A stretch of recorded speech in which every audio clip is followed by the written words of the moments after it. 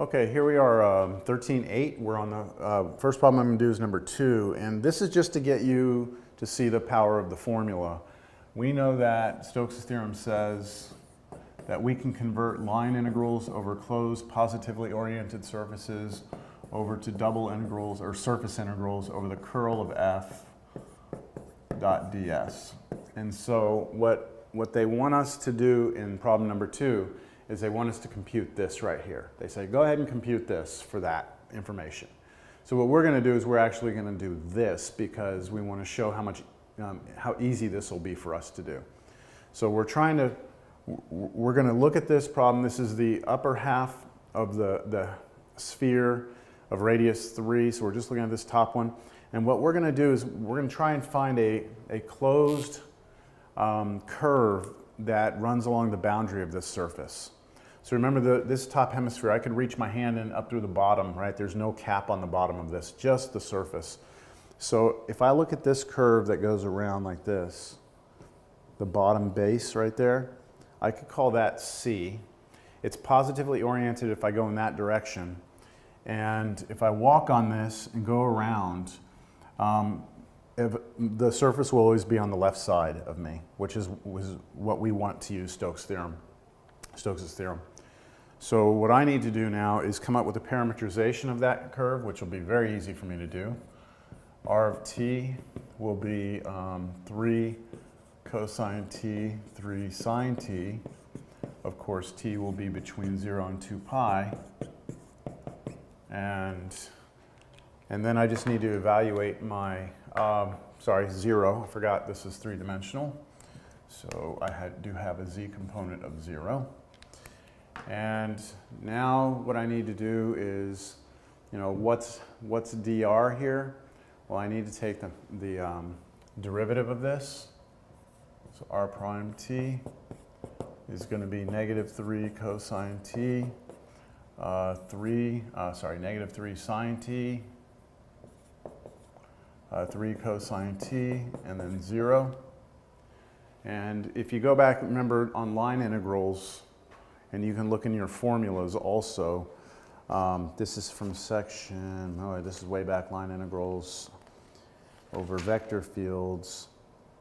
We're doing, this is really f evaluated at the vector curve, dotted with the derivative vector of the curve, dt.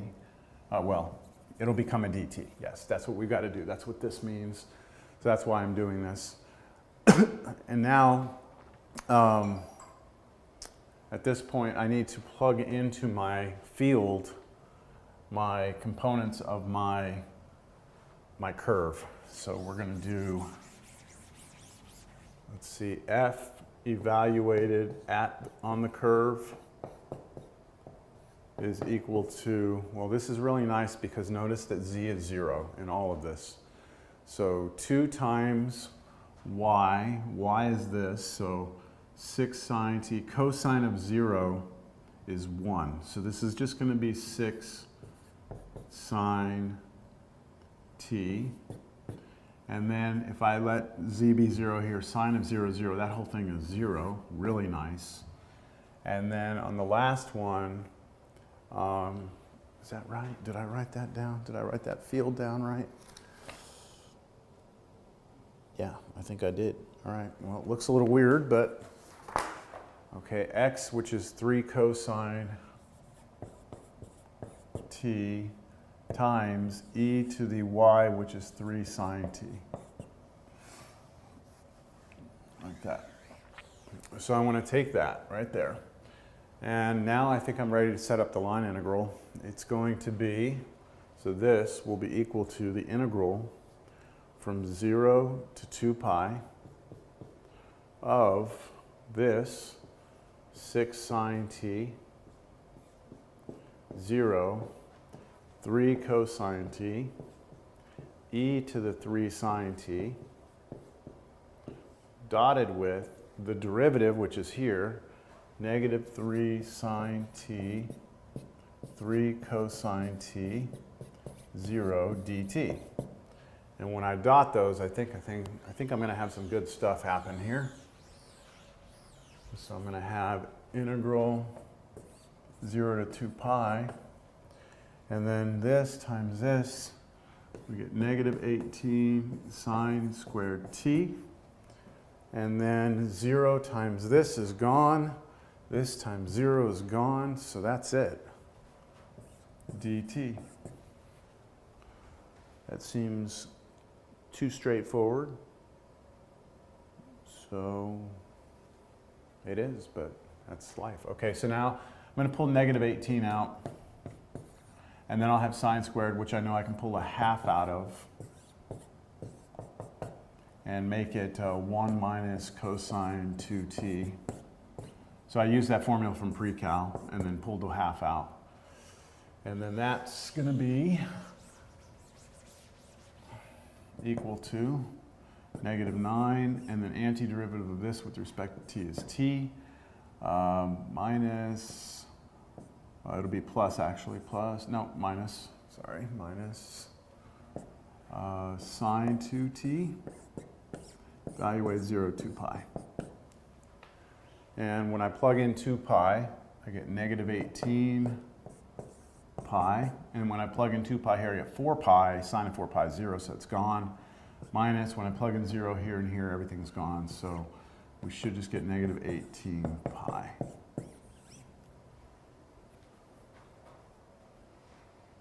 All right, so that problem is just a warm-up. Let's get on to something more interesting.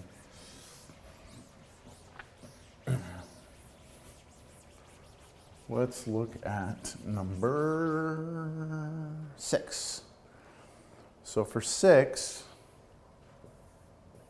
you have that your vector field is the field, let's see, I, which is just 1, x plus yz, and then xy minus root z. C is the boundary of the part of the plane 3x plus 2y plus z equals 1 in the first octant. All right, so let's try and figure out what's going on here. This is our C. And they want us to find, this. Okay. Well, I'm going to graph this first. If x and y are 0, z is 1. So I'm up here at 1.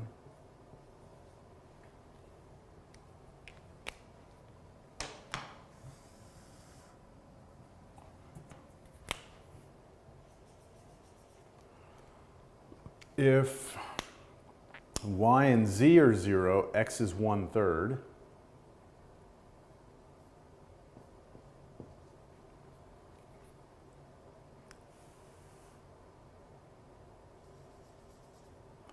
And if x and z are 0, y is 1/2.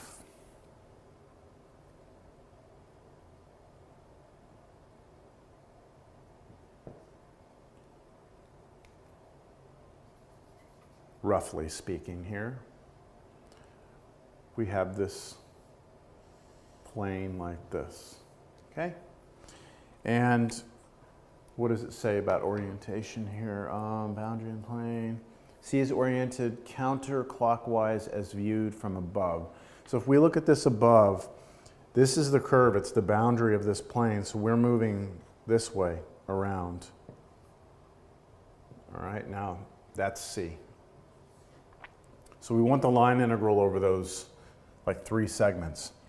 But Stokes' theorem says that if our boundary encloses a surface, in which case it does, and that surface, okay, lies to the right, as we walk along this, it would be to our left side, then we know that this really turns into the surface integral over S, where this is the surface, of the curl of f dot ds. So we're converting it over to a surface integral. Well, that requires me to be able to get the curl. So let me work on the curl and see what I get here. The curl of f, I'm going to get that from that partial thing. I'm not going to put the ijk. I'm just going to put this. Okay. The vector field is 1, x plus yz, and then xy minus root z. And then I'll do my little determinant thing. So cover up this. The partial with respect to y of this is just x minus the partial with respect to z of this, which would be y, but then I'm subtracting, so minus y. Okay, and then partial with respect to x of this, which is just y, but it's the middle one, so negative y. And then partial with respect to z of this, which is 0, so nothing there. Here, partial with respect to x of this, which is 1, minus partial with respect to y of that, which is 0. All right, well that's a rather nice vector field there. Okay, this is our curl of f, Okay, and so really, I mean, this comes down to now problem that we were doing in the previous section. This is our new vector field, and this is our surface S. And I notice here that this can be rewritten as g of x, y, which is 1 minus 3x minus 2y. And if I can do that, then this right here should become, remembering if this is now my p QR, right? PQR there. Don't confuse this with that. This was the original vector field, but with Stokes' theorem, we're looking at the curl of f as our new vector field. And then I go to my little cheat sheet, g of x, y, let's see, this is going to become, this right here will become the double integral over d, where d is going to give us the restrictions on x and y that create S. Let's see here. Normals are pointing upward, so out, away, that's upward. I have an upward z component that way. Negative p, so negative p, I'll write the formula. Negative p partial g with respect to x minus q times partial g with respect to y plus r dA. So that's the formula I'm using. And so this will become the double integral over d of negative p, which is the opposite of this, so I'll just put y minus x, times partial of g with respect to x, which is negative 3, minus q, which is negative y, times partial g with respect to y, which is negative 2, and then plus r is 1. dA. And this becomes, all right, negative 3. I'm going to try and clean that up a little bit. We've got 3x minus 3y. Here we get plus and then minus, so minus 2y plus 1 dA. And that just becomes double integral over d of 3x minus 5y plus 1 dA. And now we just need to come up with appropriate restrictions on x and y.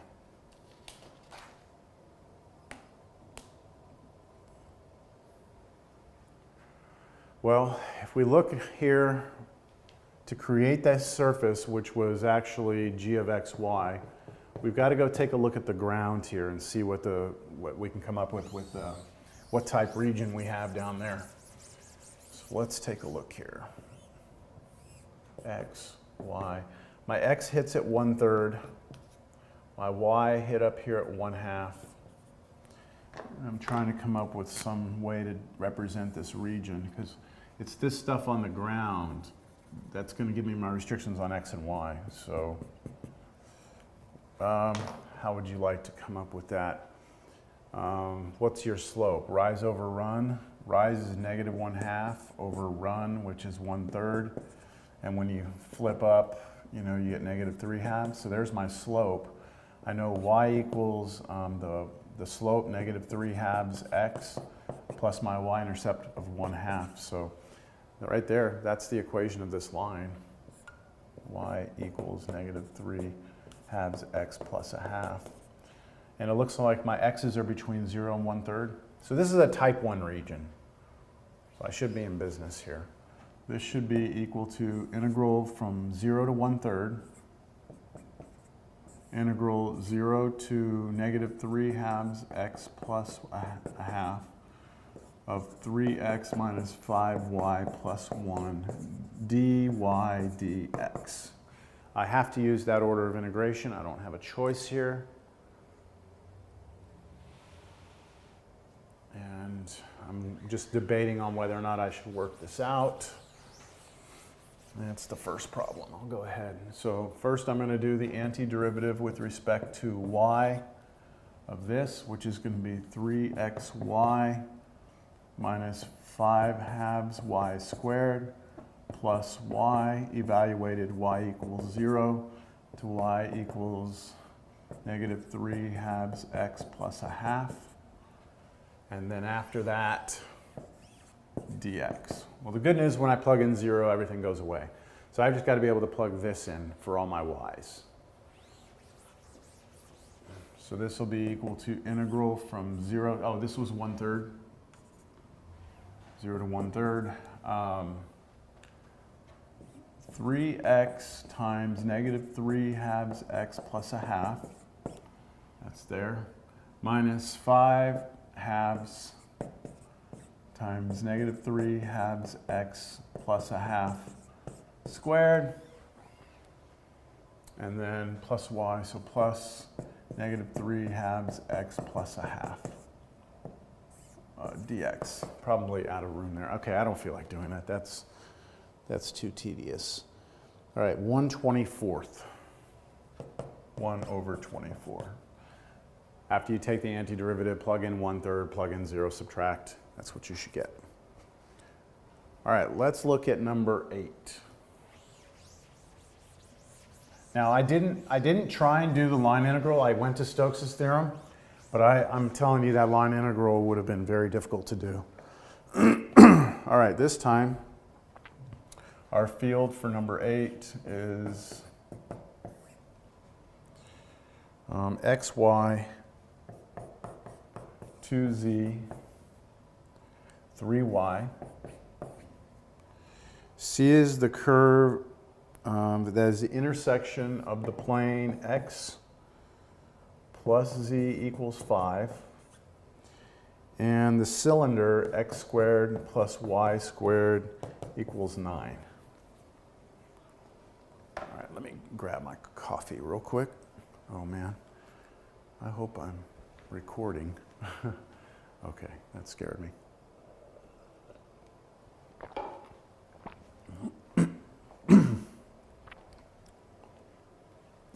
All right, so x squared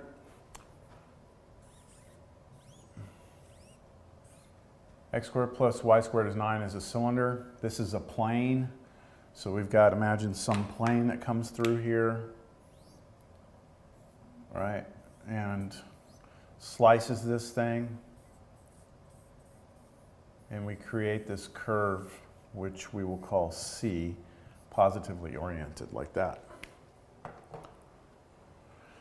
So we could evaluate this line integral along this curve, right, for that field, or we could do this. We could say,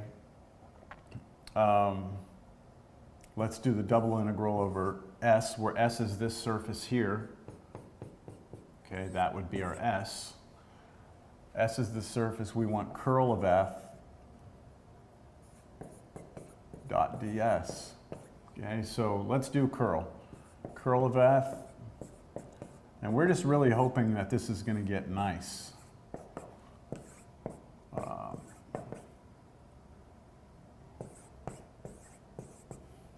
See, xy, 2z, 3y. So what's this?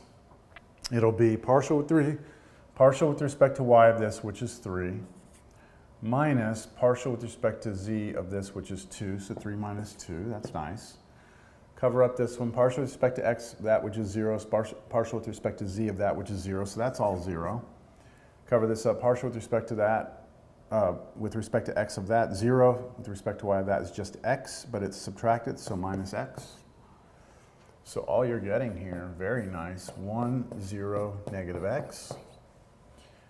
And now what we need to do is come up with some parametric representation of that surface. However, going back again, we can realize that this can be solved for z, which means g of xy can just be 5 minus x. That's a really, really clean, clean function of x and y. It's going to be nice when I take my little shortcut here.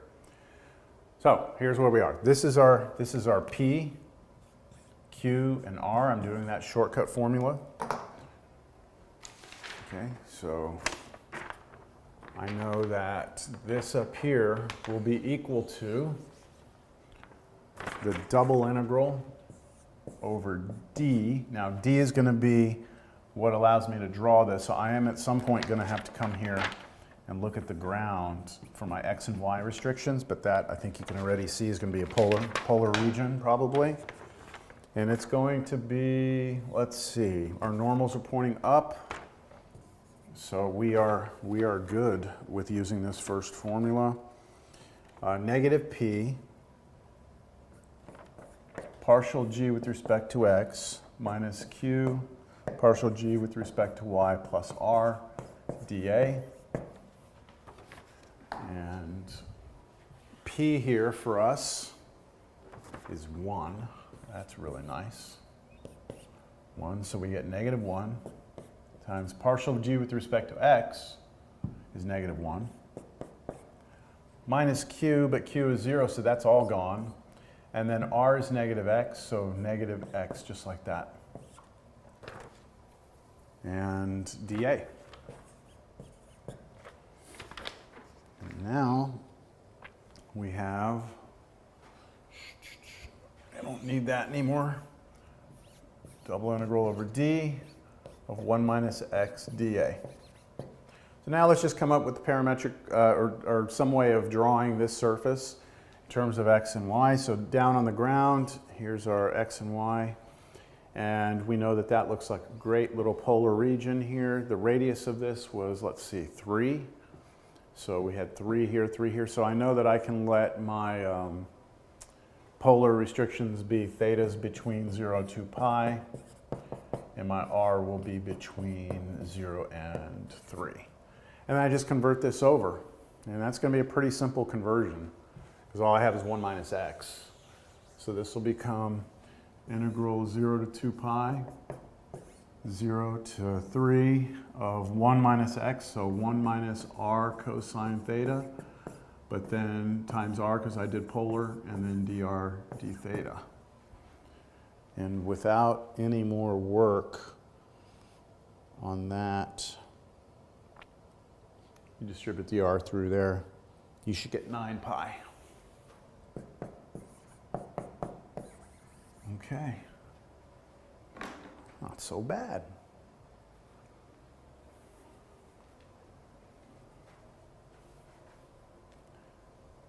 Now, okay, now I'll do it in class. Maybe I'll show you that it'll work the other way.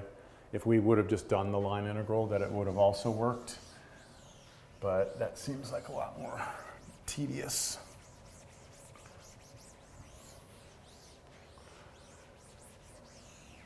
Okay, that was 8. I think I'm going to do number 10. And that'll be it for this section.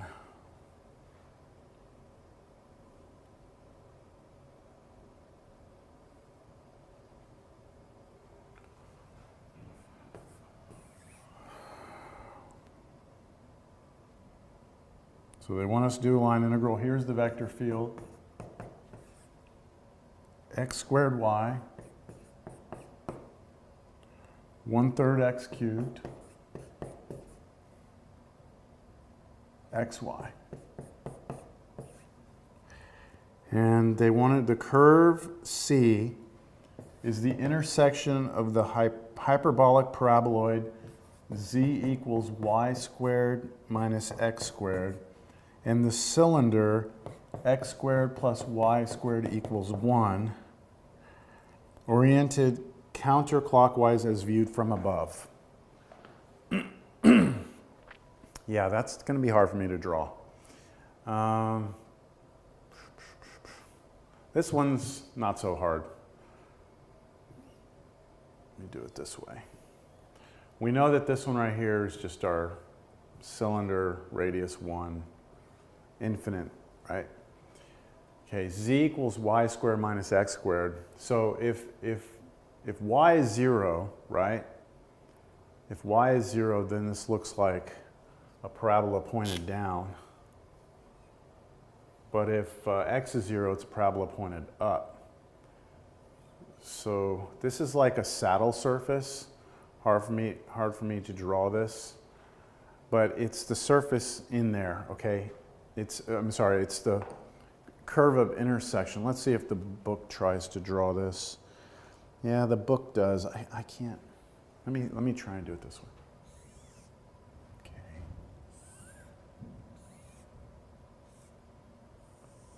Okay, that's the parabola, the paraboloid, right? The hyperbolic paraboloid. That's it right there. So it kind of curls down in one direction and up in the other. So it's kind of going up in this direction, but down in that direction.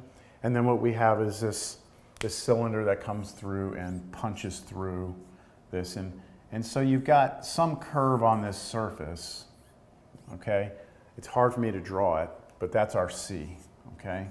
Looking from the top, we're going counterclockwise around this. Well, most of the curve, right, most of this surface is given by this, right? This in here, or S, is given by that, but restricted down onto the ground on that circle, right? So this is looking very similar to the previous problem. We have this as like our g of xy equals y squared minus x squared. So this is looking like perfect for Stokes' theorem. I just need to do a curl and hope that my curl is nice. So I think I'll do the curl here. Let's do the curl here. This is our vector field. So the curl of f is going to be, let's see, partial with respect to x of x squared. Let's see, y partial with respect to y. I keep doing that. Partial with respect to y of 1/3 x cubed, partial with respect to z, xy. All right, here we go. Covering up here, partial with respect to y of this is going to be x, and then minus partial with respect to z of that is 0, so that's it. And then covering up the middle, partial with respect to x of this is y, but then minus, and then partial with respect to z of this is 0, so nothing there. And then covering this one up, partial with respect to x of this is going to be x squared, and then minus partial with respect to y of this, which is minus x squared. Nice, that's 0.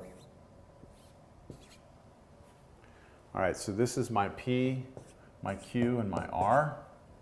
And I can go to the shortcut formula again. So I know that the line integral of this thing, right, is equal to the double integral, surface integral, of the curl of f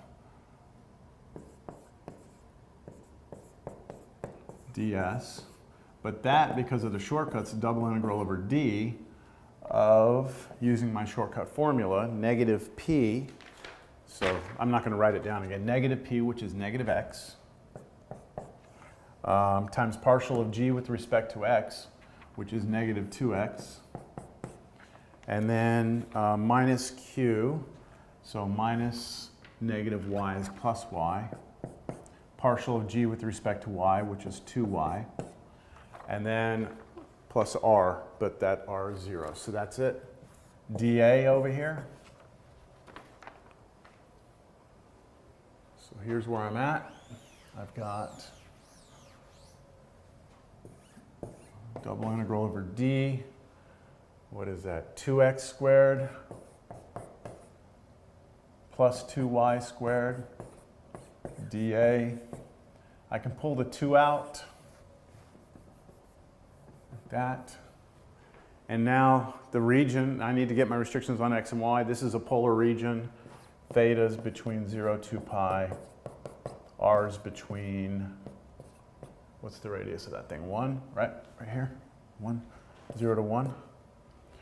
So this is just going to become 2, let's see, 0 to 2 pi, 0 to 1, and then x squared plus y squared equals r squared, and then I have an r from the polar, so I have r cubed dr d theta.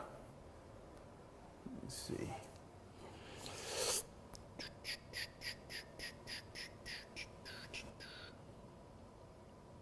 That's just going to turn out to be pi. Now let's see, that's part A. Use Stokes' theorem, graph. Okay, so we don't need a graph, that's fine. This is, wait, hold on. Yeah, graph, no need to. So we get to 10 and we're done. That's it. Okay, so that's all I'm going to show you for homework here for this section 13.8.